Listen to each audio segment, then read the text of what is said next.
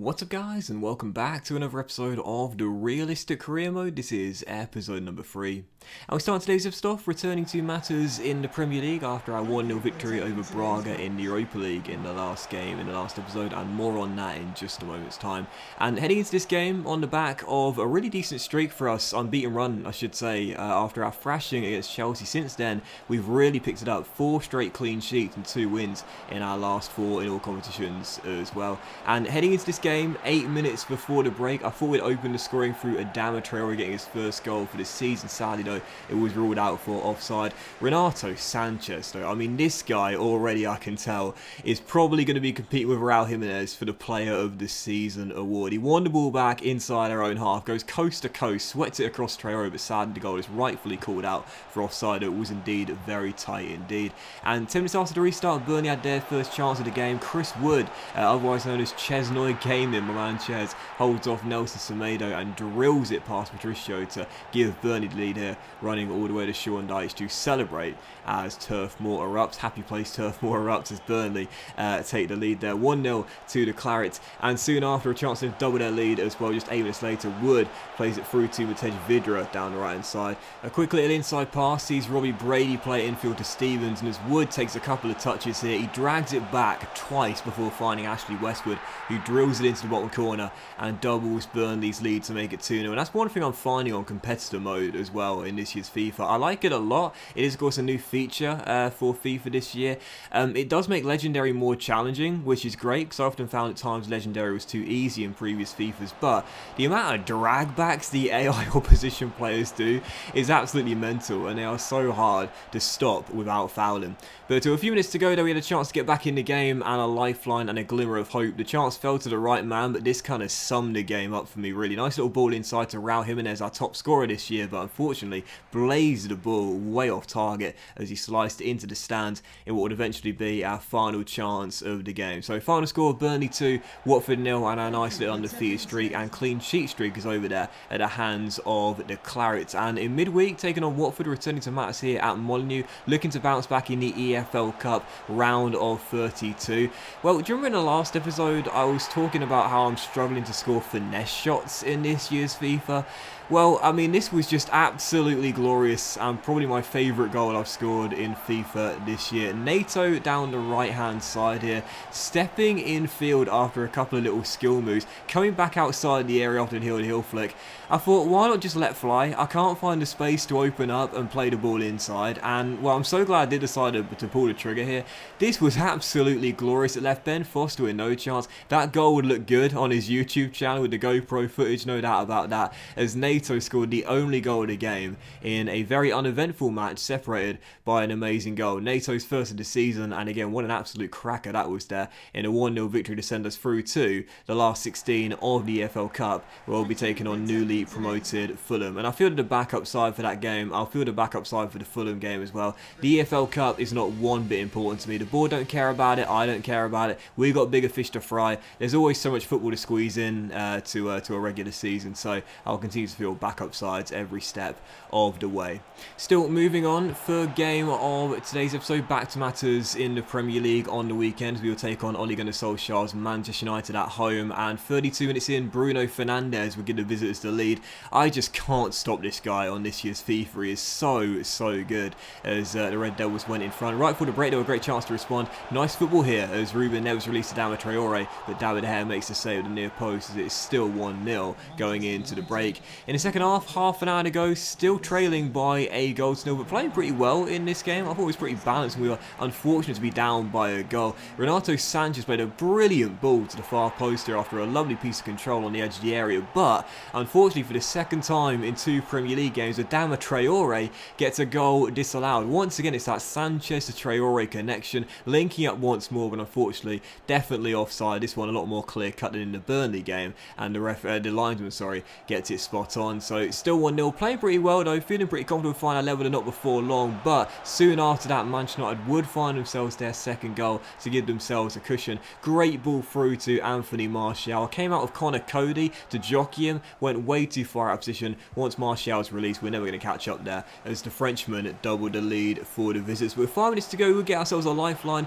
Lovely ball through by Jimenez, and it's that man once again, Renato Sanchez, who finishes the move off on the 1-0 of David De Gea. Unfortunately, it would prove to be just a consolation goal, as the visitors would hold on to all 3 points, but positives in that game, played really well, just sadly was not good enough at the back there to ensure we'd at least get a point. So back-to-back defeats in the Premier League, and because of that, as you can see, with Man City leading the way at the top of the table, still undefeated with 5 wins in their first 7 games, we dropped to 12th place, only 2 wins in our first 7, and already 3 defeats on the board as well, with just 8 points picked up so far from a possible 21 available. And I kind of like it as well, I gotta be honest here, because, you know, sometimes career mode can be a little bit too easy, but I'm liking the challenge. I must say, Legendary this year has definitely had an improvement. I like that a lot, and yeah, it's been a challenging and tough start for Wolves, but long may it continue. I really like the challenge at the moment, and I'm certainly finding it a very difficult task indeed to get some consistent form going.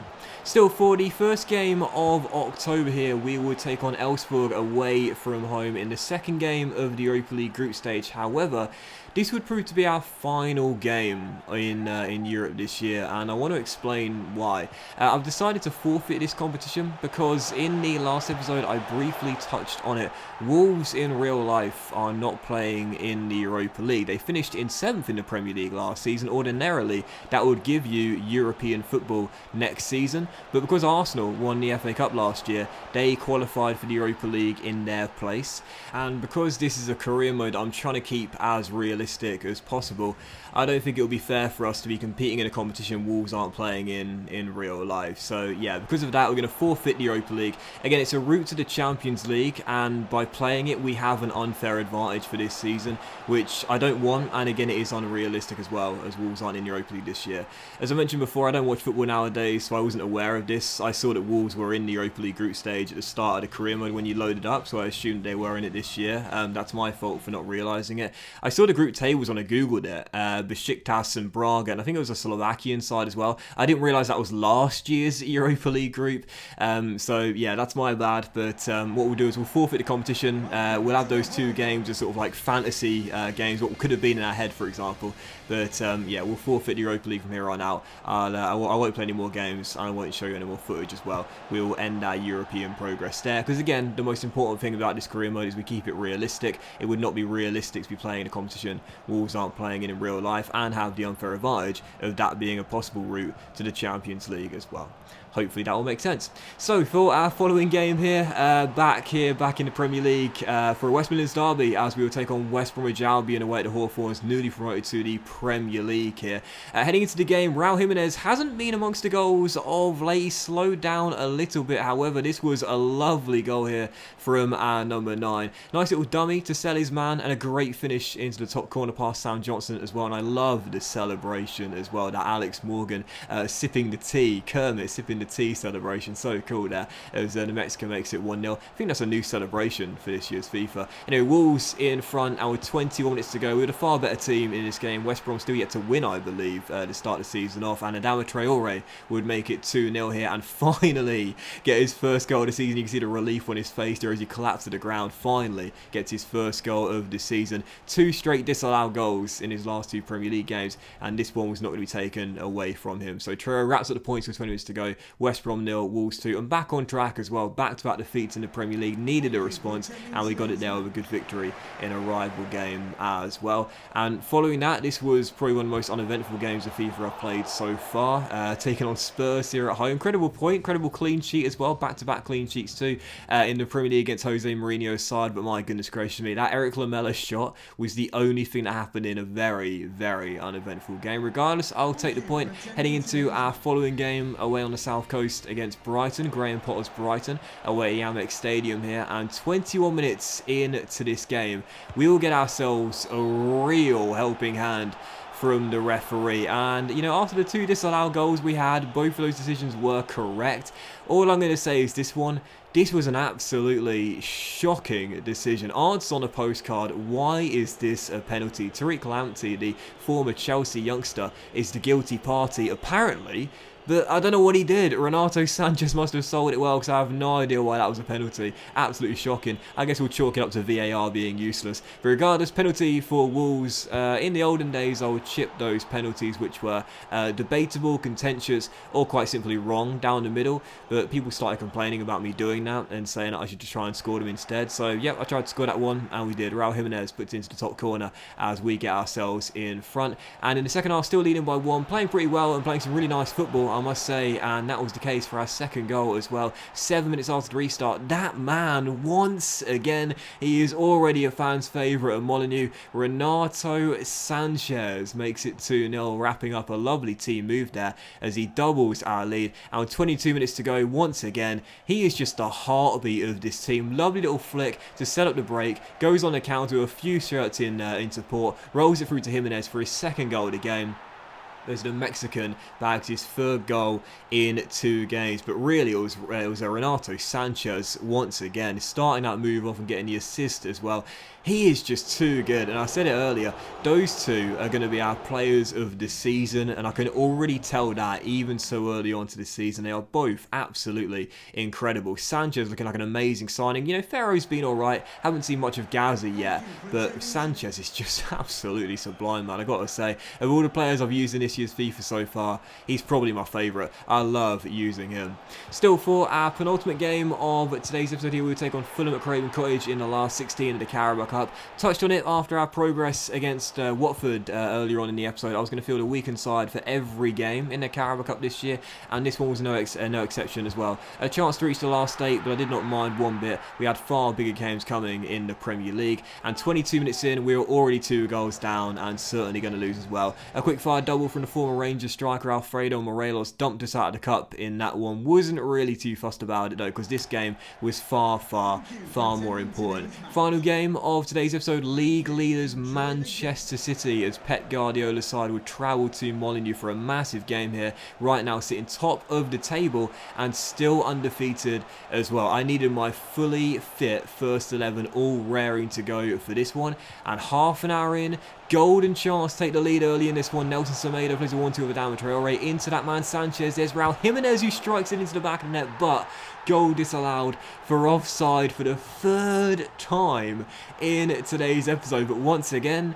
I have absolutely no complaints about it. The Burnley one was certainly very tight indeed, but the other 2 not tight whatsoever. In fact, 3 players were stood in an offside position for this one. Raul Jimenez, one of the 3, turned it in. Definitely the right decision there, as it was still 0-0. Very tough and tense and cagey affair, this one. Still goalless. You know, both teams were defending really well. With 18 minutes to go, Sergio Aguero would make it 1-0 to the visitors, and this was such a frustrating goal as well. The auto switching kind of screwed me over a little bit here as I dragged bodies away from Aguero, which made my defence part like the Red Sea, and as the Argentine ran forward, he smacked it past Patricio to surely give Man City the late winner. But with 10 minutes to go, a chance to get ourselves an equalising goal. Renato Sanchez played forward by Jimenez, but unfortunately Ederson pulls off the heroics and makes sure Man City will hold on for the 3 points. So final score, Wolves 0, Man City 1. And as you can see, they still sit top of the tree, 9 wins in their first 11 games and still undefeated, 2 points clear of Liverpool in second. But for us, that is already our 4th defeat of the season, and I believe our 3rd in 5 in the Premier League as well. We sit in 10th place, only 15 points picked up from a possible 33. And I got to say, this has been a very challenging start to life at Molineux, a very difficult beginning to the season, but I'm liking it. You know, I must say I really am liking how tough it's been so far. Seems like every single game I go into, I feel very nervous, very anxious. I do feel like it's not going to be easy to redeem ourselves this season and qualify for European football next season. And if we don't pick it up soon, we certainly won't have much of a chance of that. But that won't be this episode of the Realistic Career Mode, guys. So big thank you for watching. If you have enjoyed it, if you did, then please do drop a like. Much love to you all. Have a fantastic day, and I'll see you for the next episode of the Realistic Career Mode with no more Europa League football very soon.